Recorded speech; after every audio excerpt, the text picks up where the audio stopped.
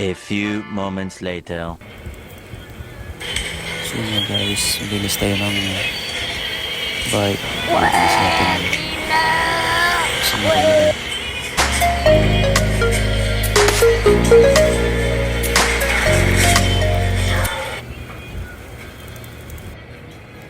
Alagaan natin yung bike kasi sasakyan natin yan.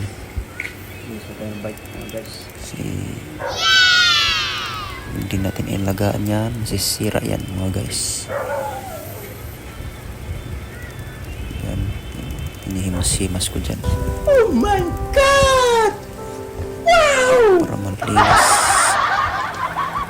ang bike. Alagaan ko yan kasi hindi niya ako inalagaan. Buh. Hindi nga. Yung hito. Gusto ko yung bike mo guys. Kasi nga alagaan natin yung bike mo guys para malinis siya. Diba mga guys, para malinis ang bike. Ang linis ko lahat yan dyan. Ito yung pedalan.